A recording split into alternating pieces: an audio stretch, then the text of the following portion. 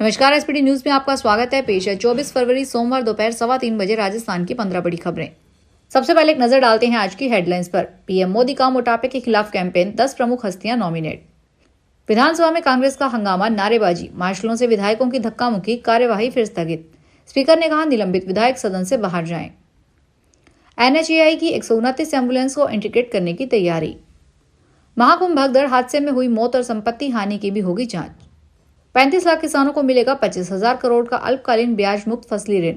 विभाग ने किसानों का डेटाबेस तैयार करना शुरू कर दिया। और अब खबरें विस्तार से सुनिए। प्रधानमंत्री नरेंद्र मोदी ने सोमवार को मोटापे के खिलाफ कैंपेन शुरू किया। उन्होंने इसके लिए अलग अलग क्षेत्रों के 10 प्रमुख हस्तियों को नॉमिनेट किया है। इनमें जम्मू कश्मीर के मुख्यमंत्री उमर अब्दुल्ला, बिजनेसमैन आनंद महिंद्रा और मनु भाकर जैसी हस्तियों का नाम है। कैंपेन के जरिए नॉमिनेट किए गए लोग मोटापे के खिलाफ लोगों को अवेयर करने का काम करेंगे। इसके लिए वो भी 10-10 लोगों को नॉमिनेट कर सकेंगे ताकि कैंपेन धीरे धीरे ज्यादा से ज्यादा लोगों तक पहुंचे। प्रधानमंत्री ने 23 फरवरी को मन की बात में मोटापे के खिलाफ कैंपेन शुरू करने की बात कही। राजस्थान विधानसभा में आज प्रश्नकाल की कार्यवाही शुरू होते ही हंगामा हो गया। स्पीकर वासुदेव देवनानी ने कांग्रेस प्रदेश अध्यक्ष गोविंद सिंह डोटासरा समेत निलंबित 6 विधायकों को सदन से जाने को कहा। निलंबित विधायक सदन में डटे हुए हैं। हंगामे के चलते 2 बार सदन की कार्यवाही स्थगित हुई। नारेबाजी हंगामे के बीच कांग्रेस विधायक विधानसभा सचिव की कुर्सी और स्पीकर की टेबल की तरफ बढ़ने लगे तो मार्शल बुलाए गए। सदन में मार्शल बुलाए जाने के बाद तनाव के हालात हो गए। कांग्रेस विधायकों की मार्शलों से धक्का मुक्की हो गई। निलंबित 6 विधायकों का घेरा बना लिया। नेता प्रतिपक्ष टोकाराम जूली ने कहा, मार्शल बुलाना दादागिरी दिखाने जैसा। इससे पहले सोमवार को विधानसभा की कार्यवाही शुरू होते ही कांग्रेस विधायकों ने हंगामा शुरू कर दिया था। कांग्रेस विधायक बैल में नारेबाजी करने लगे थे। हंगामे और नारेबाजी के बीच प्रश्नकाल की कार्यवाही जारी रही थी। स्पीकर ने कहा, जिन्हें निलंबित किया है वे सदन से बाहर चले जाएं, लेकिन निलंबित 6 विधायकों ने इस पर ध्यान नहीं दिया। राष्ट्रीय राजमार्गों पर होने वाली सड़क दुर्घटनाओं में घायलों को समय पर अस्पताल पहुंचाकर जिंदगी को बचाना और आसान हो जाएगा। चिकित्सा विभाग प्रदेश में राष्ट्रीय राजमार्गों पर संचालित 129 एम्बुलेंसों का 108 एम्बुलेंस से इंटीग्रेट करने की तैयारी कर रहा है। इंटीग्रेटेड होने के बाद नेशनल हाईवे पर होने वाले सड़क हादसे में मौके पर एनएचएआई की एम्बुलेंस पहुंच सकेगी। अभी एनएचएआई की एम्बुलेंस के लिए 1033 नंबर डायल करना होता है, लेकिन इसकी जानकारी बहुत कम लोगों को है। लोग एम्बुलेंस के लिए 108 पर डायल करते हैं। एनएचएआई की एम्बुलेंस 108 से जुड़ी हुई नहीं है। उत्तर प्रदेश के प्रयागराज महाकुंभ में मेला के दौरान 29 जनवरी को मौनी अमावस्या अमृत स्नान से पहले मची भगदड़ की जांच चल रही है। इलाहाबाद हाई कोर्ट में दायर याचिका में कहा गया था कि सरकार की ओर से गठित जांच आयोग को सीमित जांच करने को कहा गया है। इसमें श्रद्धालुओं की मौत और संपत्ति की हानि की जांच नहीं की गई है। इस मामले में हाई कोर्ट ने पिछले दिनों यूपी की योगी आदित्यनाथ सरकार को 4 दिनों के भीतर जवाब दाखिल करने का निर्देश दिया। यूपी सरकार ने महाकुंभ में हुई मौत और संपत्ति हानि को भी आयोग की ओर से की जा रही जांच में शामिल होने पर हाईकोर्ट की जानकारी दी। राजस्थान के सहकारिता विभाग की ओर से प्रदेश के 35 लाख किसानों को 25,000 करोड़ का आपातकालीन फसली ऋण वितरण किया जाएगा।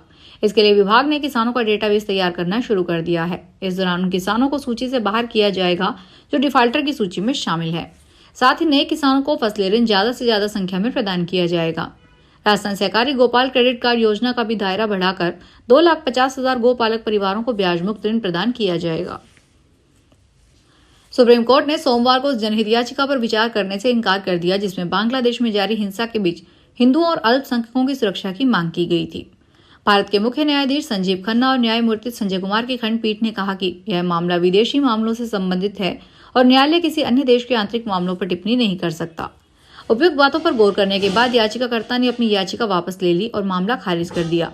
यह याचिका लुधियाना के व्यवसायी और परोपकारी राजेश ठांडा, भगवान जगन्नाथ रथ यात्रा महोत्सव समिति लुधियाना के अध्यक्ष तथा इस्कॉन मंदिर संचालन बोर्ड के उपाध्यक्ष द्वारा दायर की गई थी। केंद्रीय रक्षा मंत्री राजनाथ सिंह आज हिमाचल प्रदेश के मंडी पहुंच गए। उनका हेलीकॉप्टर मंडी के कंगनीधार हेलीपैड पर उतरा। अब वे आईटीआई कमांड मंडी में 16वें स्थापना दिवस कार्यक्रम में बतौर मुख्य अतिथि भाग ले रहे हैं। इस दौरान वे संस्थान के मेधावी छात्रों और उत्कृष्ट काम करने वाले शिक्षकों कर्मचारियों को young faculty fellow award, young achiever award, students academic excellence award और स्टूडेंट्स टेक अवार्ड प्रदान करेंगे। राजनाथ सिंह कुछ देर में राष्ट्रीय सुरक्षा और तकनीकी नवाचार पर अपने विचार रखेंगे। इसके बाद वे मंडी के सुंदरनगर जाएंगे।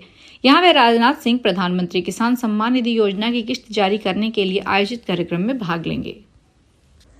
राजस्थान कांग्रेस के प्रदेशाध्यक्ष गोविंद सिंह डोटासरा ने एक अखबार में छपी आंगनबाड़ी केंद्रों में हो रहे घोटाले की खबर के आधार पर भजन लाल सरकार से सवाल पूछा है। उन्होंने सोशल मीडिया पर लिखा कि भ्रष्टाचार की भूख में भाजपा सरकार आदिवासी बच्चों का निवाला भी खा गई। उन्होंने सवाल किया कि बच्चों का निवाला खाने वाले मंत्री और अधिकारियों पर कब कार्रवाई होगी। एक अखबार में छपी खबर के अनुसार आदिवासी बच्चों को दिन में पढ़ाई के साथ पोषित करने वाले आंगनबाड़ी केंद्रों में ही बच्चों का निवाला चोरी हो रहा है। बांसवाड़ा के जिला कारागृह की जल्द ही सूरत बदलेगी। यहाँ जेल में 16 नए आवास के अलावा भीतरी परिसर में बंदियों के 2 नए बैरक बनेंगे। इसके अलावा निगरानी में मदद के लिए पीछे के हिस्से में 25-25 फीट के 2 वॉच टावर भी बनाए जाएंगे।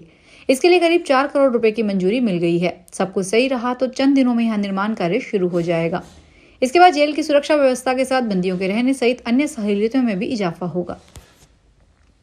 दिल्ली की सरकार खो चुकी आम आदमी पार्टी को पंजाब में भी मुश्किलों का सामना करना पड़ रहा है। राज्य की मुख्य विपक्षी पार्टी कांग्रेस इसे एक मौके के तौर पर देख रही है। इस बीच कांग्रेस नेता प्रताप सिंह बाजवा ने दावा किया है कि आम आदमी पार्टी के 32 विधायक उनसे संपर्क में हैं। विधानसभा में नेता प्रतिपक्ष बाजवा ने दावा किया है ये 32 विधायक कांग्रेस में आना चाहते हैं, वे उनके संपर्क में हैं।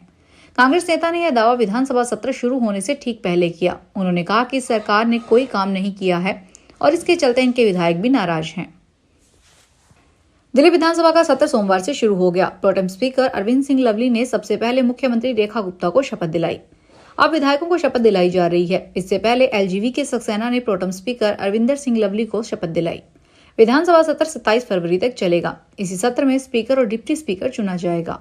रोहिणी से भाजपा विधायक विजेंद्र गुप्ता का स्पीकर बनना लगभग तय है। वहीं मोहन सिंह बिष्ट को डिप्टी स्पीकर बनाया जा सकता है।